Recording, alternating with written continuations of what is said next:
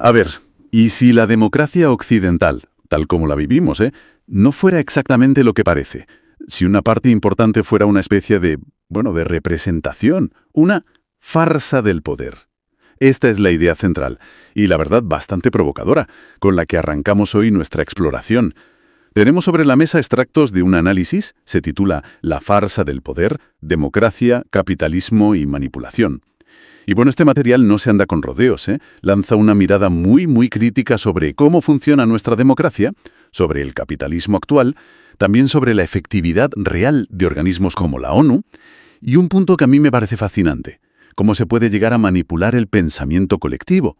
Llega a trazar paralelismos entre ciertas prácticas occidentales y tácticas de regímenes, bueno, abiertamente totalitarios. Efectivamente.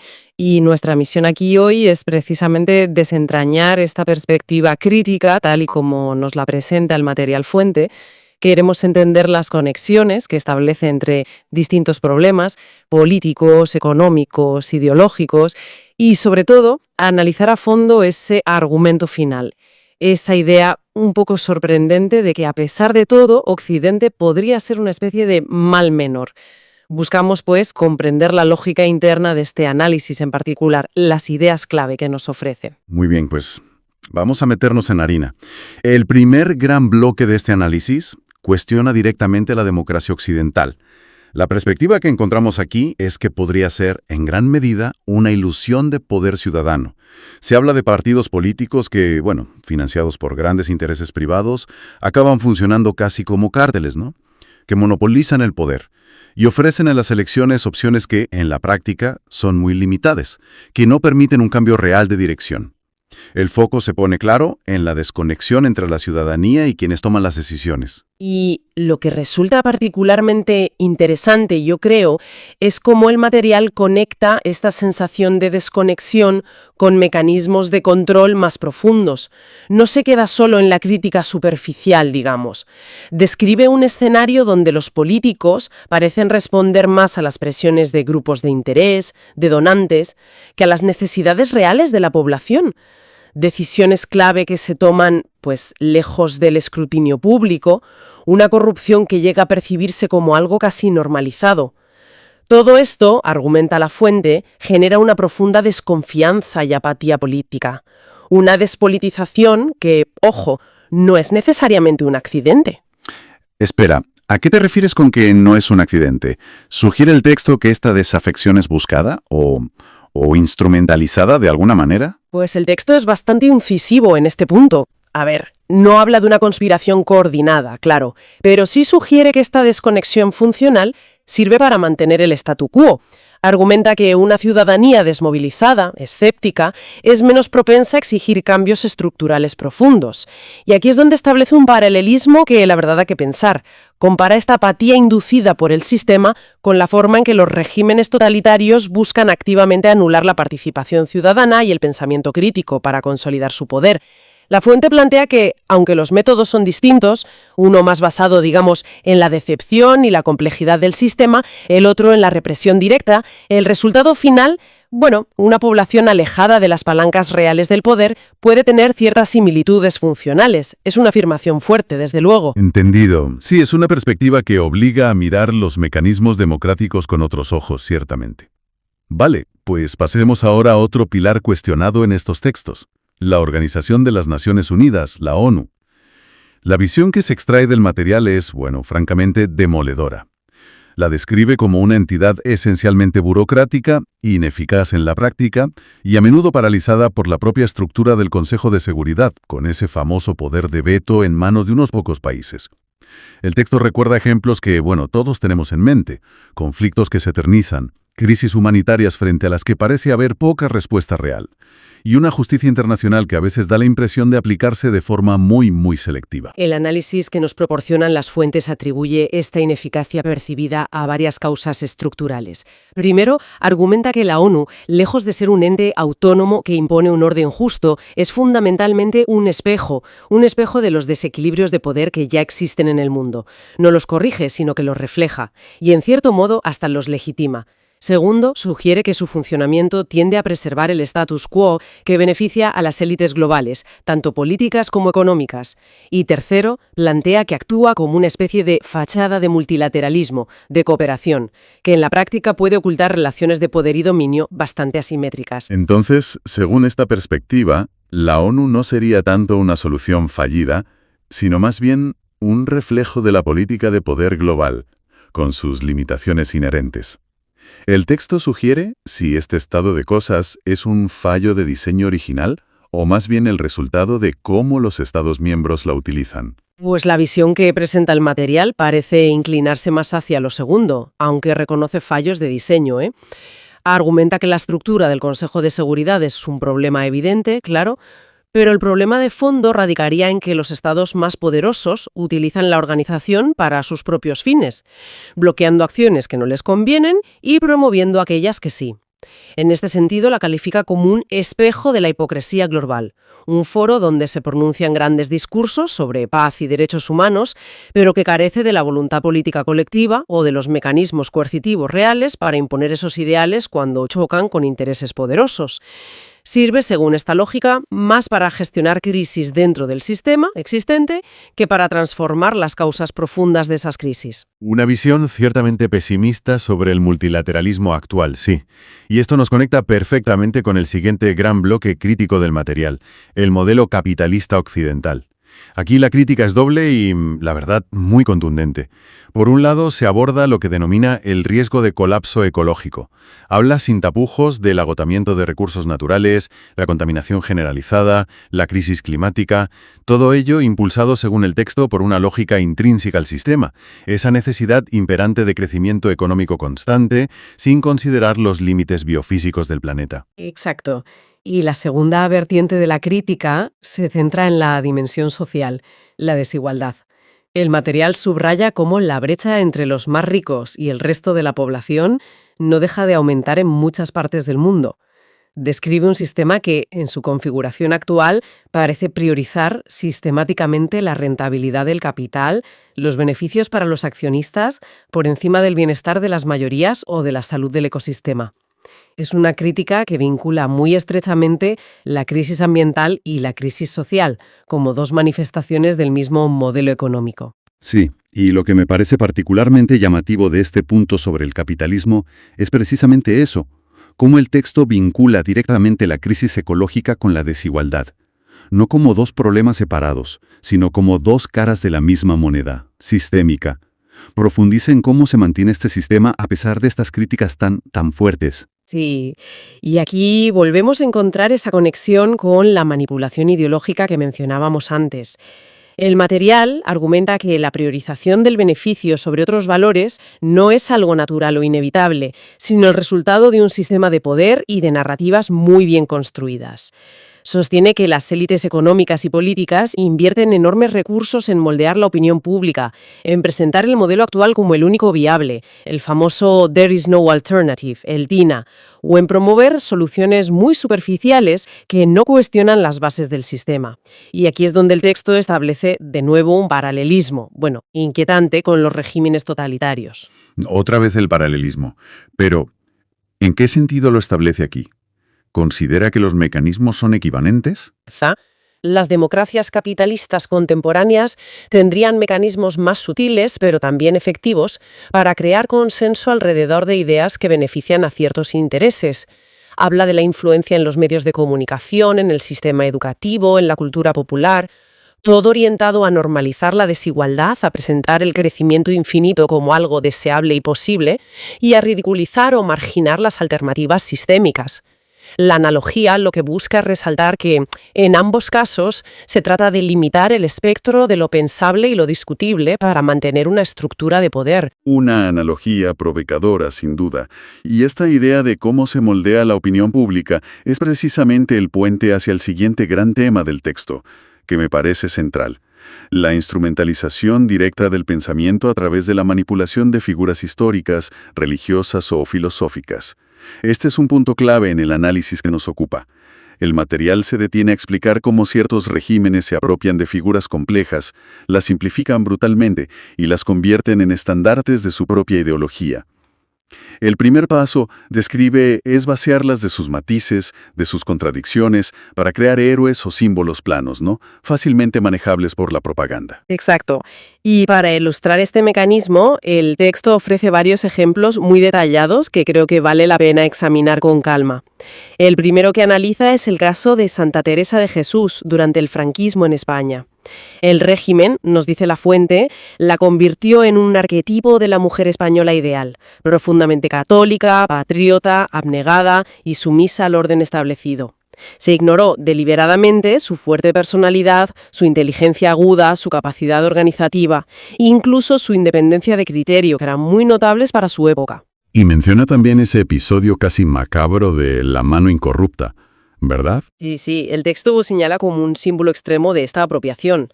Franco conservaba la reliquia de la mano de Santa Teresa como una especie de talismán personal y nacional. Se utilizó su figura como un baluarte contra el peligro del comunismo ateo y, muy importante, como modelo para la sección femenina, que era la organización del régimen franquista encargada de adoctrinar a las mujeres sobre su papel subordinado en la sociedad. Vamos, que Santa Teresa fue despojada de su complejidad para servir a una agenda política muy concreta. Uf, es un ejemplo muy gráfico de esa simplificación y apropiación, desde luego. ¿Qué otros casos examina el texto siguiendo este mismo patrón? Pues siguiendo una lógica similar de vaciamiento y reconfiguración ideológica, el texto examina después cómo el estalinismo trató la figura de Karl Marx. Argumenta que el régimen soviético bajo Stalin redujo el vasto y a menudo contradictorio pensamiento de Marx a un conjunto de dogmas rígidos, simplificados, etiquetados como marxismo-leninismo. Esta versión oficial, nos dice la fuente, servía en la práctica para justificar la represión política, las purgas de disidentes, el control total del Estado sobre la economía y la sociedad y la creación de una burocracia privilegiada. Se censuraron o reinterpretaron partes de la obra original de Marx que no encajaban con la línea del partido, y cualquier intento de desarrollar un pensamiento marxista crítico o independiente era perseguido como contrarrevolucionario. En esencia, el análisis sugiere que el pensamiento vivo y crítico de Marx fue, momificado y convertido en una especie de catecismo estatal. Tela. Es una transformación radical la que describe. ¿Y el tercer ejemplo? El tercer caso paradigmático que analiza el material es el de Friedrich Nietzsche y su apropiación por parte del nazismo y también del fascismo italiano. Y esto es especialmente llamativo porque Nietzsche en sus escritos había expresado un claro desprecio por el antisemitismo y el nacionalismo alemán de su tiempo. Sin embargo, conceptos clave de su filosofía como el Übermensch, que a menudo se traduce mal como superhombre, pero está más cerca de ultrahombre o ser humano trascendido, y la voluntad de poder fueron sacados de contexto y brutalmente distorsionados para encajar en la ideología nazi. Se manipularon para justificar la supremacía racial aria, el culto al líder, el militarismo, la expansión territorial. El texto señala además el papel, nefasto, que jugó la hermana de Nietzsche, Elisabeth Förster Nietzsche, que era una ferviente antisemita en la edición y publicación selectiva de sus escritos póstumos, lo cual facilitó esta manipulación. Y no solo los nazis, Mussolini en Italia también se reivindicó como una encarnación del ideal nietzscheano, utilizando fragmentos de su filosofía para atacar la democracia liberal y justificar su propio régimen autoritario. En ambos casos, un pensamiento filosófico, complejo, provocador, fue tergiversado para servir como justificación a ideologías totalitarias que muy probablemente el propio Nietzsche habría repudiado con fuerza. Queda muy claro el patrón que describe el texto. Tomar figuras complejas, simplificarlas al máximo, distorsionarlas y ponerlas al servicio de una ideología impuesta. Se crea una versión oficial intocable, y criticar esa versión se convierte de facto en atacar al régimen mismo. Los ejemplos que menciona el texto, la Santa Teresa de los libros de texto franquistas, los institutos de marxismo-leninistas estalinistas, la visita de Hitler al archivo Nietzsche buscando legitimidad, ilustran perfectamente cómo se intenta controlar no solo el presente, sino también la interpretación del pasado y del pensamiento. Exactamente. Y la conclusión a la que llega el material sobre este proceso es muy dura, la verdad. Califica esta manipulación como una forma de violencia simbólica, una amputación del pensamiento. Argumenta que, al hacer esto, los regímenes no solo silencian a la figura histórica o al pensador original, sino que también impiden que las generaciones futuras puedan dialogar libremente con su legado real, con sus complejidades y sus contradicciones. Las figuras se convierten en meros fetiches ideológicos. Y esto, subraya la fuente, refuerza la importancia crucial de defender la libertad de interpretación, el pensamiento crítico y el acceso sin censura a las fuentes originales como un acto de resistencia contra cualquier intento de manipulación ideológica, venga de donde venga. Es un análisis profundo, sí, sobre cómo se puede usar y abusar del pasado y del pensamiento. Y ahora, después de pintar este panorama tan crítico sobre la democracia occidental, la ONU, el capitalismo y estos mecanismos de manipulación, incluyendo esos inquietantes paralelismos, el texto da un giro que, francamente, a mí me resulta sorprendente. Llega a la conclusión de que a pesar de todas esas fallas y peligros, el sistema occidental tal como es podría representar el mal menor en comparación con otras alternativas históricas o posibles. Sí, es un giro argumental crucial y, desde luego, complejo. El texto, tras dedicar páginas y páginas a una crítica implacable, parece dar un paso atrás y evaluar el sistema occidental no en abstracto o contra un ideal perfecto, sino en comparación con otros modelos reales o históricos que considera mucho peores. Rechaza explícitamente alternativas como el fascismo y el nazismo por su brutalidad inherente, su culto a la violencia y su negación radical de la libertad individual. Rechaza también los nacionalismos extremos que conducen a la guerra y la limpieza étnica, y rechaza las teocracias por considerar que imponen dogmas religiosos por encima de la razón, la ley y la tolerancia hacia la diversidad. Ya, pero ¿cómo reconcilia el texto esta conclusión del mal menor? Con sus críticas previas tan severas sobre la farsa del poder, la manipulación o la desigualdad inherente al sistema occidental. ¿No hay ahí una contradicción? Es la tensión central de la conclusión del texto, efectivamente. La forma en que parece resolverla es argumentando que la diferencia fundamental reside en la posibilidad de cambio y en los espacios de disidencia. Sostiene que, si bien la democracia occidental es defectuosa, la desigualdad es rampante y existen formas de manipulación, el sistema aún no ha cerrado por completo las puertas a la crítica, al debate público, a la organización ciudadana, a la protesta e incluso a la posibilidad, aunque sea difícil y limitada, recalca, de impulsar reformas y cambios desde dentro. A diferencia de los sistemas totalitarios, que describe como herméticos, monolíticos y basados en la supresión explícita de cualquier oposición, el modelo occidental, con todas sus imperfecciones graves, contendría todavía, según esta visión, una semilla del cambio.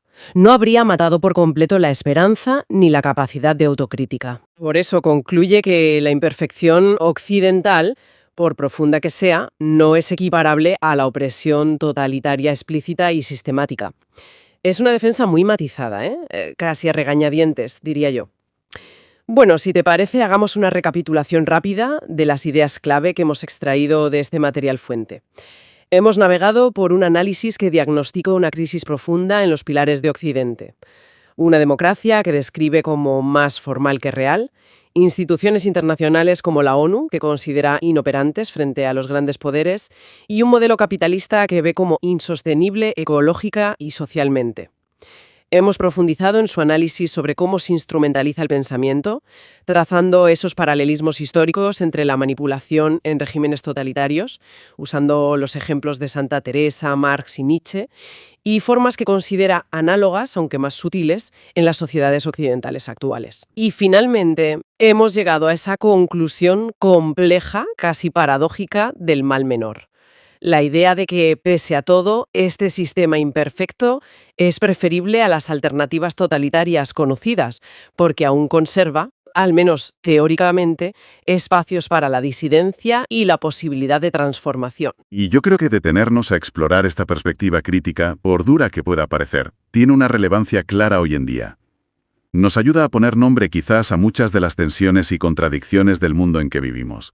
Permite tal vez reconocer los fallos sistémicos que señala la fuente sin caer necesariamente en un cinismo paralizante o en la desesperanza total.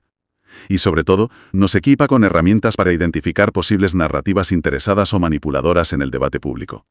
Fomenta una mirada más aguda, más crítica, pero quizás también más consciente de los matices.